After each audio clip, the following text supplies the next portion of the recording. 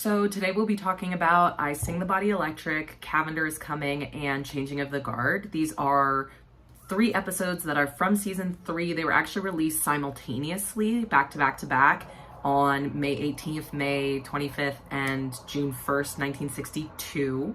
I have my script in front of me. I've seen other YouTubers do it, and it definitely helps me. So if I'm like, that's what's happening, I'm gonna be just reading right off of this.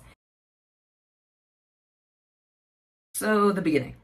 The beginnings of each of these episodes start with lots of comings and goings. For I Sing the Body Electric, we find a family who is grieving the loss of a mother. They need someone to provide care and moral instruction for the children to help the loving but very busy father, like he's working all the time. One of the children sees an advert in a magazine for this company.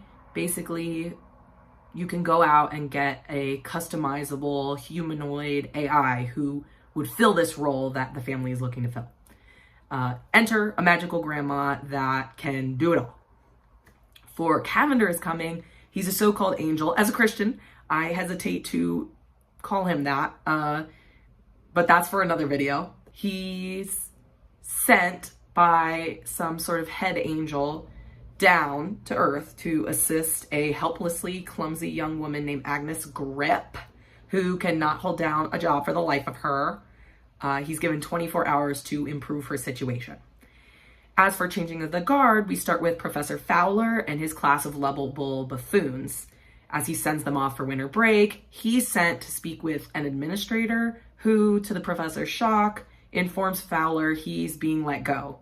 He's kind of being forced into retirement as the board agrees maybe a younger man would serve the interest of the students better than Fowler could. So each of these episodes has a driving question. Each of these characters play what I would call a helping role. Of course, you have Cavender as a sort of guardian angel. You have I Sing the Body Electric playing a sort of nanny, substitute for a family member. And of course, the professor is a teacher, a professor. And for anyone who finds themselves in a similar role, I feel they might question, am I really helping? Am I really serving those around me? Do I really matter to the people that I am helping? The predicament arises fairly early for Grandma.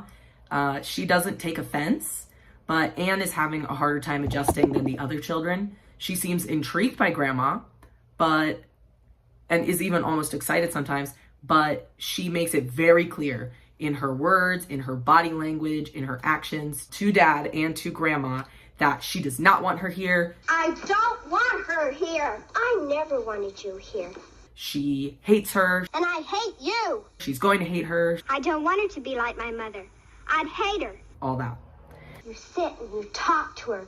And you eat the food she makes. And you make believe, Father. Nothing but an old machine.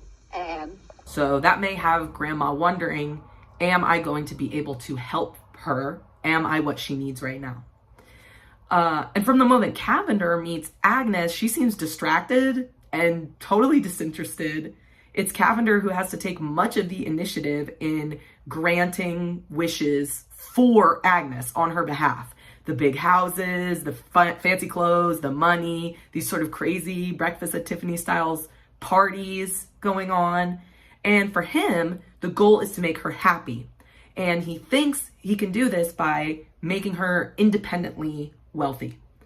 But she seems so miserable, and he doesn't know how to help her. For Changing of the Guard, the question is stated the most explicitly in this episode. The professor goes home and he's reminiscing about the years of students he taught, and then he laments, I gave them nothing at all. Poetry that left their minds the minute they themselves left as an abject, dismal failure. I moved nobody. I left no imprint on anybody. Now, where do you suppose I ever got the idea that I was accomplishing anything? He's ashamed that he supposedly couldn't help those young men. So much so, he's about to end his life, believing he has nothing left to offer.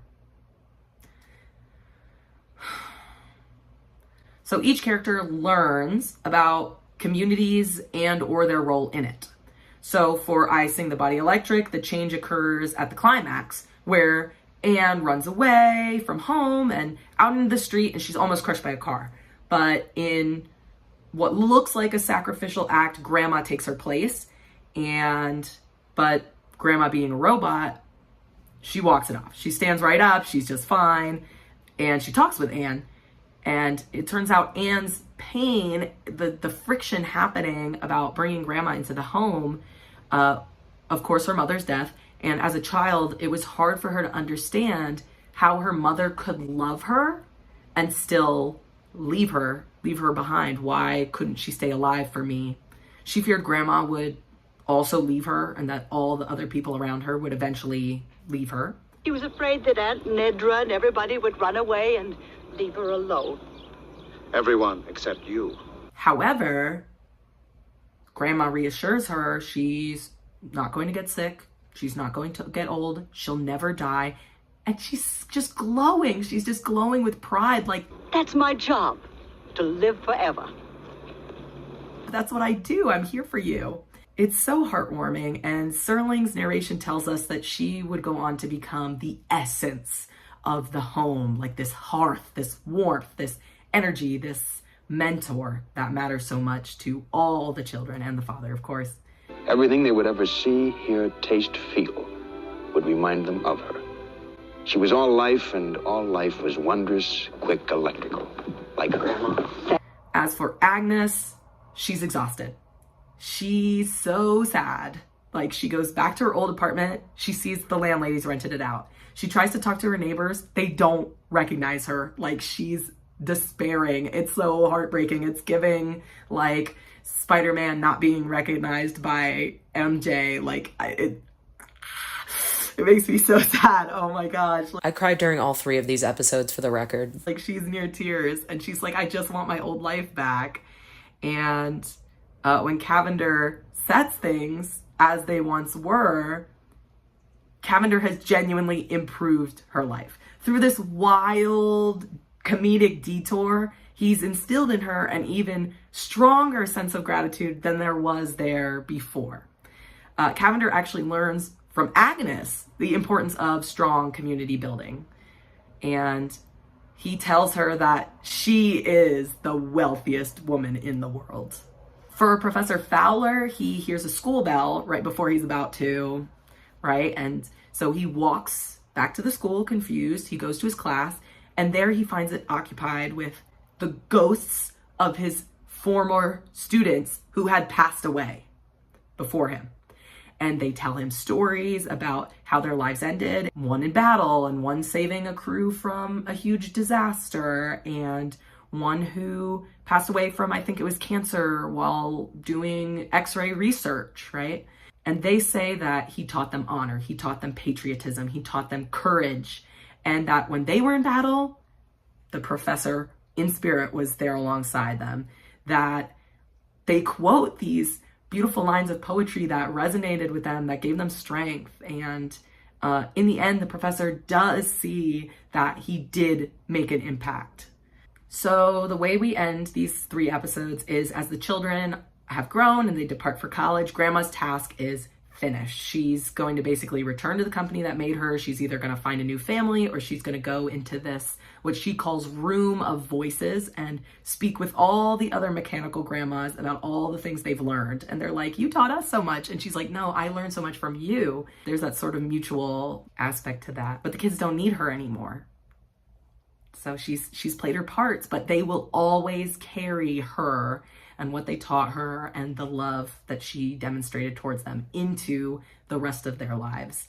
For Cavender, he returns to his boss and is granted his wings, so he's allowed to continue helping others instead of getting fired. That was kind of what was going to happen in the 24 hours if he didn't sort this thing out.